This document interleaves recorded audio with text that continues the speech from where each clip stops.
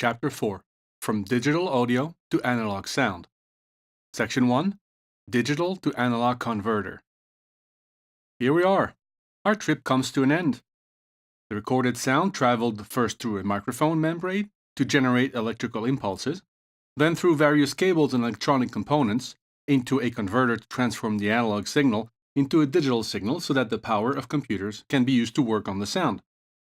The signal must then pass through another converter, see below, before being transformed into moving air molecules by another transducer like a speaker, section 2, to finish its journey in our ears, section 4.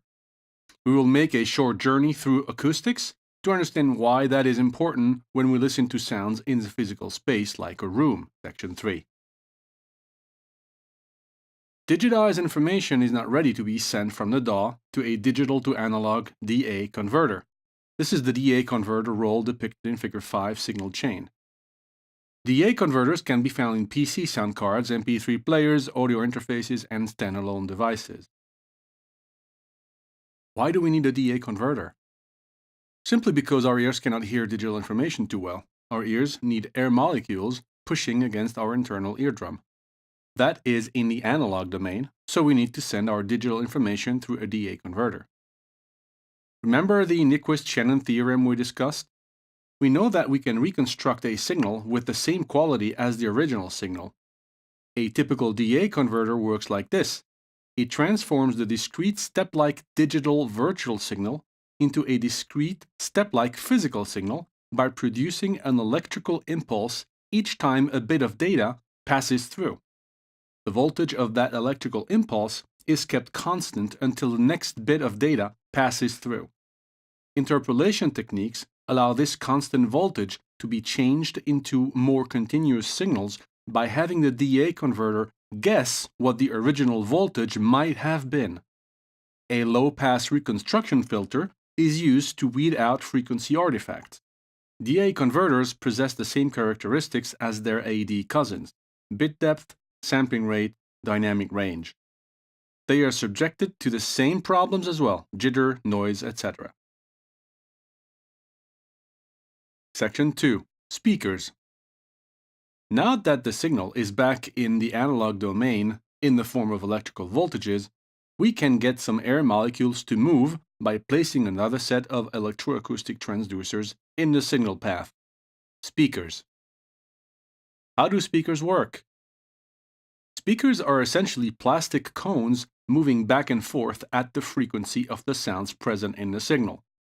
This is how it works. The plastic cone moves under the influence of a mobile electromagnet attached to it. That mobile electromagnet moves under the influence of a fixed permanent magnet attached to the speaker box. Whenever an electrical signal gets into the speaker, the permanent magnet generates a magnetic field, which causes the mobile electromagnet to move. Whenever the electrical signal's sign is changed, it does since the electrical tension behaves like a sine wave, the direction of the magnetic field is reversed, causing the electromagnet to move in the opposite direction. As a result, the electromagnet and the cone move back and forth, creating compression and rarefaction zones at the wavelength of the electrical signal. The amplitude of the cone movement determines the volume of the sound produced. Low frequencies are reproduced with fairly heavy driver material like plastic, while higher frequencies need lighter material like silk to move a lot faster under the influence of the moving electromagnet. Speakers, headphones, and earbuds all work in the manner described above. The only difference between them is the size of the component. What kind of speakers or headphones do audio engineers use? Contrary to audiophiles or the everyday music listener, audio engineers want the sound to be reproduced with the highest possible fidelity to the signal as it enters the transducing system. I just said highest fidelity, which reads hi-fi for most people. The irony is that most hi-fi systems are not designed with the highest fidelity in mind. Instead, they aim at giving the listener the best possible experience by modifying the sound before it comes out of the speakers. It is not uncommon to place amplifiers and other devices like equalizers between the DA converter and the transducer. Even if there is no device physically placed in a chain, speaker manufacturers will include signal processing inside the speakers to give you a warm and inviting sound, or the punchiest mid-range you have ever heard. Of course, when you are trying to mix a song with your DAW, you want your sound to be portable to any kind of listening environment. A nice hi-fi system, a car audio system, headphones, one earbud, a club dance floor, crappy PC speakers, etc. If you mix your song on a speaker system that does not reproduce the signal that is in fact coming in, you will add features to your sound which will not translate well to other systems. A typical example of this is mixing on bad headphones. Because these tend to lack bass frequencies, you add more into your mix. You then listen in your car systems typically overemphasize bass frequencies, and what comes out of your car stereo is a herd of rumbling elephants. Yes, that is personal experience right there. Audio engineers want to use a transducing system which very reliably gives back whatever comes out of the DA converter with as little distortion as possible. This is called having a flat frequency response. This flat response feature is desirable in both speakers and headphones for audio engineering. The process of listening to audio sounds as you are mixing them is called monitoring. So monitoring speakers are called studio monitors, or monitors for short. Something else which audio engineers like to know before buying their monitors is the range of frequencies that the speaker system can reproduce. Even if the human hearing range is known to be approximately 20 to 20 kHz, certain manufacturers insist on producing speakers whose range extend far beyond 20 kHz. Most good monitoring systems are built to reproduce frequency ranges from about 40 Hz to right above 20 kHz. Most speakers have either female XLR or TRS inputs, or both. They sometimes include trim switches to take away some volume, either on the low end or the high end, or both. They sometimes also include EQ shelf switches. The power delivered by monitoring speakers is usually lower than that of loudspeakers. The goal is not to deafen you, but to give you the most accurate sonic representation of the outgoing signal. In fact, audio engineers can sometimes suffer from hearing fatigue or even hearing loss if they work at sound pressure levels which are too high. A good starting point is to listen at 80 to 85 dB SPL. Some engineers say that you should be able to speak over music being played by studio monitors without raising your voice. Either way, listening at quiet levels is beneficial both short and long term. We have talked a lot about flat frequency response. If you ever do a comparison between speaker models or go to monitor manufacturer websites, you will not always find frequency response data.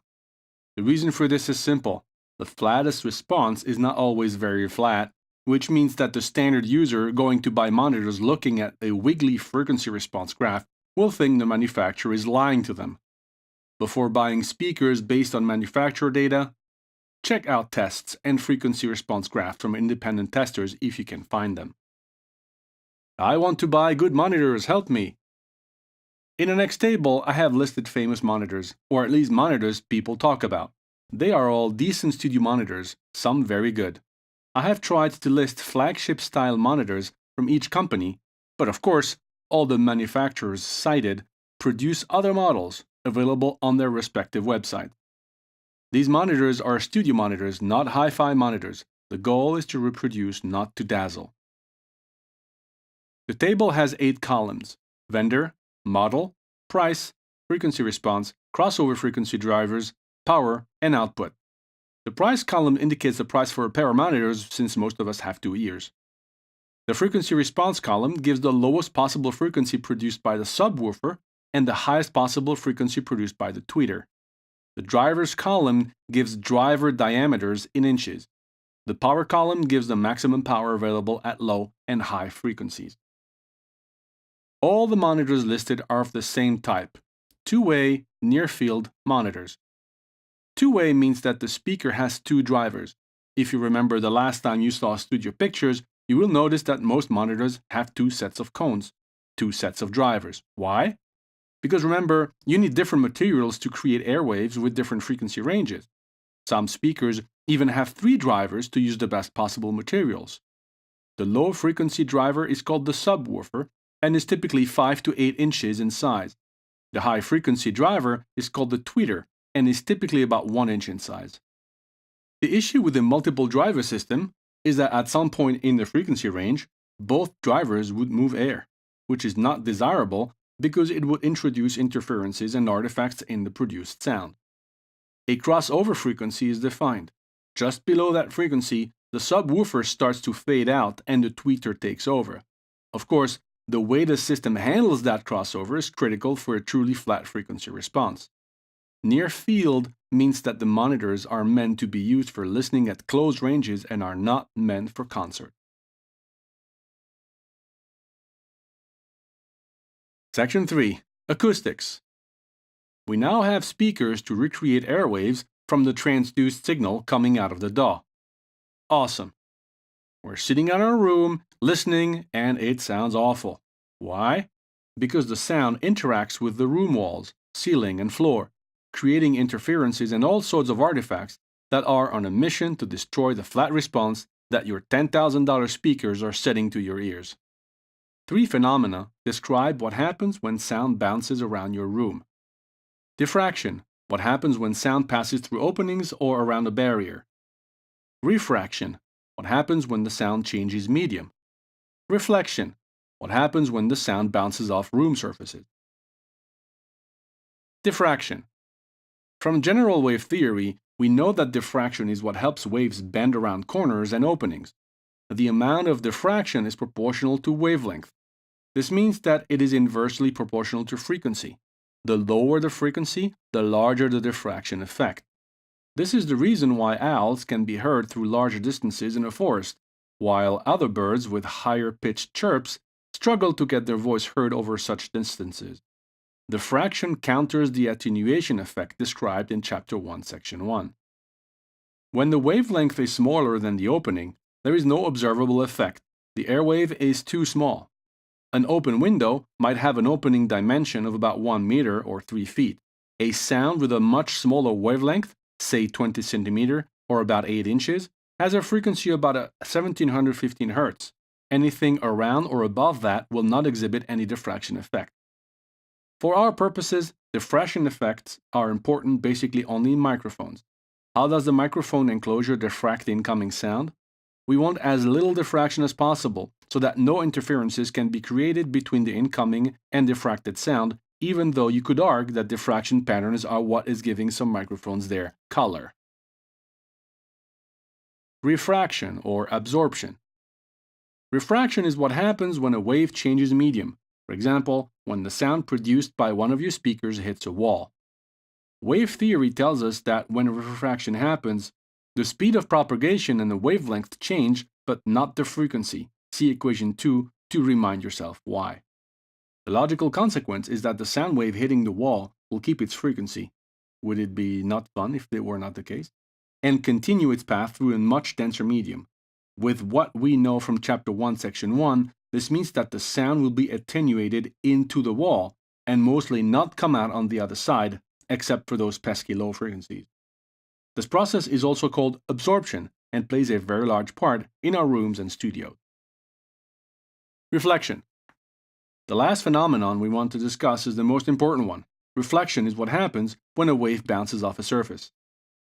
Why do I care about sound reflection? A wave bouncing off room walls will behave differently depending on the size of the room. I will take walls as my generic example, but everything is also true for ceilings, floors, and any other obstacle. If the wavelength is right around the distance between our walls or any of its multiples, reflections will create a standing wave by bouncing off the wall and recombining with the original sound. If, on the other hand, the wavelength is much shorter than the room dimensions, then we can consider airwaves to be very directional, like rays of light, and use basic geometry to figure out where the sound goes. Imagine a 34.3 centimeter long airwave. Its frequency is 1 kHz. From equation 2, we have 343 divided by 0.343 equals 1000. This bounces nicely in a standard 3 by 4 meter room, roughly a 1 foot wave in a 10 by 13 foot room. Now go to 100 Hz. The wave is 3.3 meters long, which is almost exactly the size of the room I just mentioned. How does a wave bounce back and forth in those conditions? Note that when people say that bass frequencies are not directional, that is what they mean. Low frequencies cannot bounce around because of their size, while higher frequencies can and do. Why do people say that bass frequencies build up in corners? To understand why, we must remember that a sound wave represents the various changes in air pressure. Basic physics tell us that at a boundary, for example a wall, the speed of those changes will be zero. The airwave speed is zero at the wall. This sounds logical because the wall is not moving. While the pressure there will be maximal. An angle is the junction of two boundaries or surfaces, and a corner is the junction of three boundaries. Pressure will be respectively double and triple that of the surface. That is where the buildup comes from.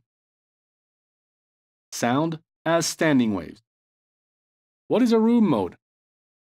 Let us go back to standing waves. Because the formation of standing waves in a room depends on the room's dimensions, you could say that the room has acoustical properties which are going to induce those standing waves. That is why standing waves are sometimes called room modes. Technically speaking, a mode is an energy satisfying the standing wave's boundary condition of the general wave equation, but it is easier to speak about room modes. Let us imagine a wave bouncing between two walls. The first standing wave will have nulls at the wall positions. The second standing wave will have nulls at the walls and right in the middle, and so on. We can calculate the frequency of these standing waves with equation 2 for a room with distance d between two surfaces. The n standing wave frequencies will be c times n over, open parentheses, 2 times d, close parentheses, where c is the speed of sound. The factor 2 accounts for the fact that a full wave cycle is from one surface to the other and back, not just from one surface to the other. For example, a room with one side measuring 4 meters, about 13 feet, will have a first harmonic room mode, n equals 1, at about 43 Hz, a second harmonic mode about 86 Hz, etc. A much larger room of 8 meters, about 26 feet, will have its first mode at 21.5 Hz, the second at 43 Hz, etc. You already see that larger rooms are better in the sense that their first room mode will be below our hearing threshold. But since larger is usually more expensive, you must strike a balance between size and cost for your listening space. Which of my room modes has the lowest frequency? We know that the room dimension is in the denominator. This means that if we take the largest side of our room for D, we will find our lowest mode. That is why I have calculated above for a room with a 4 meter 13 foot length. The first mode will be at 43 Hz. This means that if you would be interested in playing 20 Hz sounds from a subwoofer, for example, you would not need to worry about your room's dimensions. Why? 20 Hz corresponds to a wave with a wavelength of about 17 meters. Our room would have to be about 8.5 meters long for this to become a problem. Why do I care about room modes? Do these modes complicate our lives all the way up to our 20 kHz hearing limit? They do, but they don't, and here is why. Our listening space is three-dimensional. Thus, a room will have different modes along each direction depending on how the sound bounces around. First, the most important and more intense, the axial modes. These are modes where sound is reflected between two opposing surfaces, like what is shown in Figure 3. Second, tangential modes. They involve two sets of parallel surfaces, or four surfaces, and are about half as intense as the axial mode. Finally, the oblique modes are the least intense of the three, where sound bounces off all three sets of opposing surfaces. Let us see what kind of frequencies these modes have. We can generalize the equation for a one-dimensional standing wave into an equation valid in case of real space in three dimensions: capital L, length capital W, width capital H, height.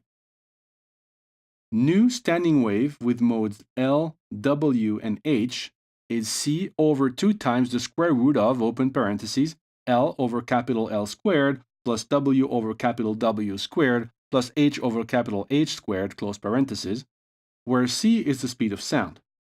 Let us take a 4 by 3 by 2 meter room, or 13 by 10 by 6.5 feet room.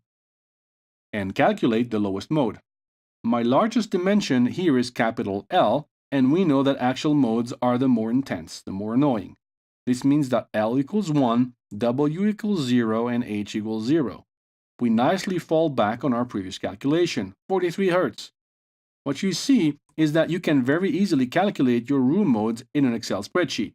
If you do, you'll get all your room modes up to whatever L, W, and H you want. The trick is that room modes are only relevant up to a certain range of frequencies because past that region, airwaves start to behave like light and bounce around like light rays. I say region because the change in behavior from standing wave to light ray does not happen dramatically. What is the Davis frequency? If you want to know up to what point you need to calculate your room modes, peak L equals W equals H equals 5. This normally coincides with the Davis frequency of 3 times C over L min, where L min is the smallest dimension of your room. A lot of people mistakenly reference the Schroeder frequency here. This is wrong because Schroeder's work specifically targeted large acoustic spaces. We are not in a large acoustic space unless you live in a mansion, that is. In the case we are discussing, the Davis frequency is 515 Hz, and the L equals W equals H equals 5 mode is at 520 Hz. Both give us approximately the same limit. There are lots of nice room modes calculators on the internet for a nice graphical representation, so head over there and try out your room. Where are your main modes? If it so happens that your room is square, look out. Each actual mode will ring twice as loud. That is the reason why cinema and studio rooms are never square by design. Another thing to look for is modes bunched up together forming clusters. Their intensities will add up and become more troublesome. How close? Close to 5% from each other. I read the 5% number in several places, but could not figure out an accurate source. Sound as light rays. If we now turn to the higher frequency case, say anything beyond 500 Hz for our test case, sound waves behave like rays of light. We are in the realm of geometry. Sound will bounce off walls multiple times before fading out, having lost some energy after each hit. Because of the way our ears work, see Chapter 4, Section 4, we want the sound coming out of the speakers to reach our ears before any of the pesky reflections we just talked about. What is interesting is that sound delayed by less than 1 millisecond helps our brain determine the location of the source of the sound, so those reflections are in fact useful. Source location is related to sound imaging, also called stereo imaging. If we move up the ladder to between 1 and 50 milliseconds, our brain will lump those reflections with the original sound, so they are in no danger because we will not perceive them. Reflection coming between 50 and 400 milliseconds after the initial sound will give the sound a cavernous quality. After 400 milliseconds, reflections will be heard as separate sounds, also called echoes. First conclusion, any reflection with more than 50 millisecond delay with respect to the original sound needs to be eliminated. What is the sweet spot? Because of reflections, the sound travels further. Some waves coming back from reflection will cross the path of waves moving in the opposite direction. This will produce interferences and reshape the sound. In some locations, frequencies will add up, and in some others, they will cancel out. This means that depending on where you are listening from, the sound will not be the same. This is where the notion of sweet spot comes from. Taking the geometry of the room and speaker placement into account, there are better spots than others for a good listening experience. If the sweet spot is large, moving around will not dramatically alter the listening experience. If it is smaller, the sound will change even if you move your head a few inches. This is of course true for any listening environment, not just a home studio, in front of your TV, in your car, etc. You can measure the acoustic properties of your room. It takes a bit of time and money, but is well worth it. Dealing with reflection, absorption. How does absorption work? We are going to use absorption to deal with the reflection we want to get rid of. How? Remember equation 7? RT60 measures the time it takes for sound to decrease its intensity by 60 dB. V is the volume of the room, S is the total surface area of the room, and A is the average absorption coefficient of the material of the room surfaces. With everything we just discovered, we want RT60 to be as small as possible, which means that we want the absorption to be as large as possible. Airwaves absorption depends on the frequency of the sound, as demonstrated by the absorption tables you can find on the internet.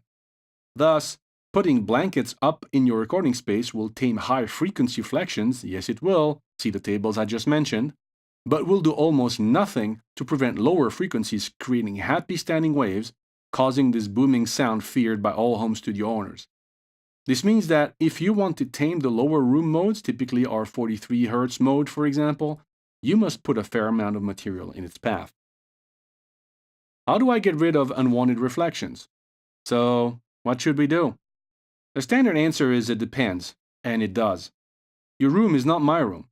However, what I can tell you is that if you move around your room clapping, you will hear reflections. If you play around with positioning your speakers differently, you will also hear differences. You can even go one step further and get a free software like Room EQ Wizard, a mic, and start studying your room hard. Where are the bad spots? Where are the room modes? After what time delay do the first reflections reach my ears in this location? How about that location? Then build or buy some absorption panels, place them, and continue testing your room. There are literally hundreds of pages and videos on how to build good absorbers. If I can do it, trust me, you can too. You will be amazed at what a couple of absorbers can change in terms of the quality of the listening experience. I am short on resources. How do I get rid of unwanted reflections? But I can hear you grumbling. You do not have the time, it is too hard, etc. So I will start you off with the basics. We already know that your room is rectangular and that no one dimension is a multiple of another. The first idea is to get rid of the low frequency modes closest to you accumulating in angles and corners. This means panels first against corners with 3 walls, wall, wall, ceiling corners, then against corners with 2 walls, wall, wall angles. You can have a look at a very common Q&A from the Gearslots.com forum. The next idea is to tame the earliest reflections. This means panels at the first reflection points for your speakers, both on the walls and on the ceiling, then behind the speakers. If I had to choose the surface material for you, I would do plywood floors, mount 10 cm foil reinforced craft rigid fiberglass panels at reflection points, then draperies or carpet on concrete at selected spots. Do not put too much carpet on your walls, or your room will sound as dead as empty space, and you must then spend money on reverb plugins for your DAW. There is a lot of literature, both in books and on the internet, which goes into a lot of detail about these topics. My goal here is only to draw your attention to the fact that the listening environment is the most important factor to consider when building or analyzing a listening room.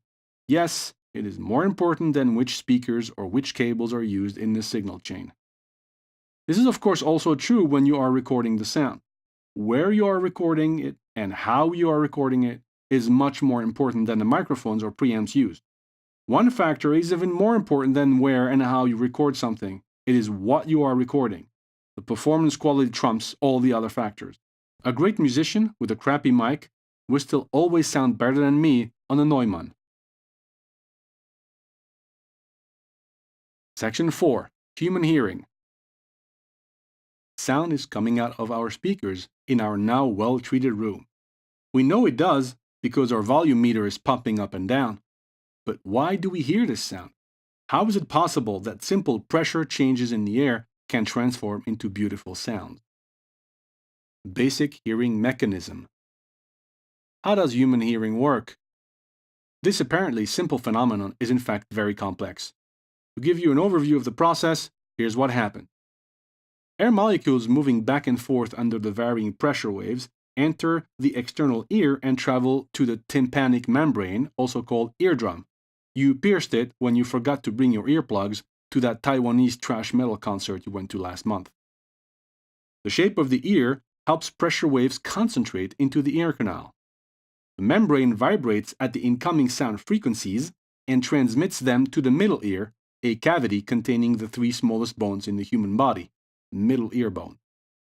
The middle ear is there to do something we mentioned in Chapter 2, Section 3, impedance matching. Impedance matching is needed at this stage because the inner ear is full of liquid while the external and middle ears are full of air. Without impedance matching, pressure wave transmission would be too inefficient and the signal strength would be too faint to reach the brain. Pressure is then transmitted from the middle ear to the inner ear through another membrane, the oval window. Instead of air pressure variations, we now have water pressure variations. Inside the inner ear is a long tube, the cochlea, which serves as a mechanic neurotransducer. Mechanical pressure from the membrane moving back and forth is transformed into electrical signals so that the brain can decode them. The tube inside the inner ear is built in such a fashion that at the entrance of the tube, high-frequency pressure waves are detected through a resonance mechanism, while at the other end of the tube, low-frequency vibrations are detected. Therefore, we can hear multiple frequencies simultaneously. Note that smell, taste, and vision are chemical processes in nature. Hearing, on the other hand, is fully mechanical. From the ear to the brain. How does sound information get to the brain? When pressure wave frequencies are detected alongside the tube, neurotransmitters are released into auditory nerve synapses found in the fibers connecting the nerve to the tube. Neurotransmitters are chemicals acting as messengers between the different regions of a neuron. It is like a row of fireworks. Depending on how long and how dry are the wicks, fireworks will fire off at different times at different points alongside the fireworks row. Those synapses in turn produce electrical signals, called action potentials, which travel through the brainstem, found at the base of the brain at the end of the spinal cord, to the thalamus, found at the top of the brainstem, to the primary auditory cortex, part of the outer brain in which neurons' main function is to deal with auditory processing, in the temporal lobe on the side of your head, where people aim their guns when their 10-hour mix session crashed and they never backed it up. What is interesting is that the frequency specialization found in the regions of the tube inside the inner ear is also found in neurons connecting it to the auditory cortex. Some neurons transmit certain frequencies better than others, depending on how they are connected to the tube.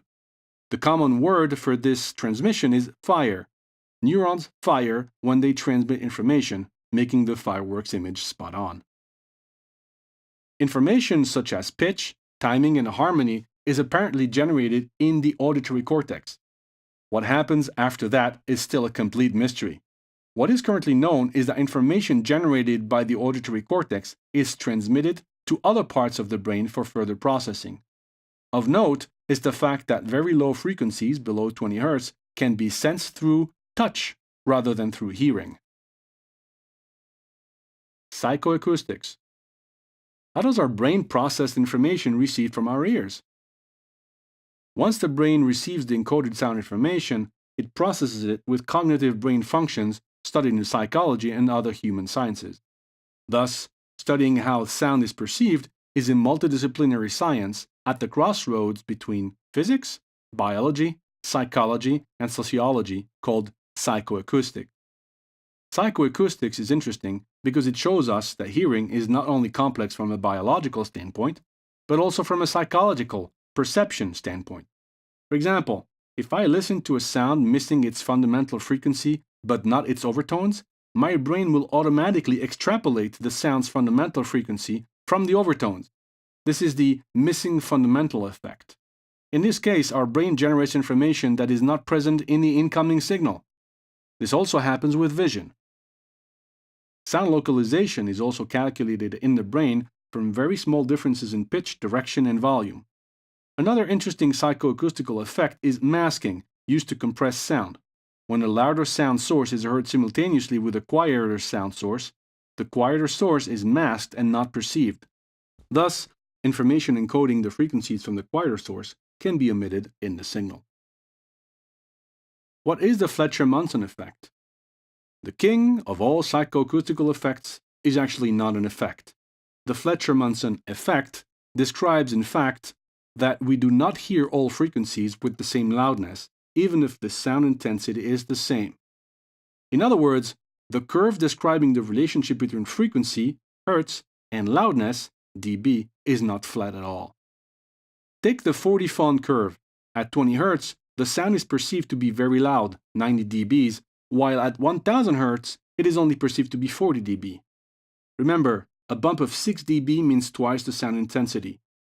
What is interesting is the bump between 1000 and 2000 Hz. An evolutionary biologist might say that our hearing system was selected because it could in fact perceive and discriminate human voice better than other systems, because that frequency range is precisely where the human voice is centered. Note how the loudness of the 1000 to 2000 Hz region is pretty on par with the corresponding sound intensity. 20 Fawn is about 20 dB loud, 40 Fawn is about 40 dB loud, etc. The Fletcher-Munson curves also explains why certain music sounds better when it is loud. All frequencies have a minimum loudness, which ensures that they can be heard, giving the sound a fuller quality.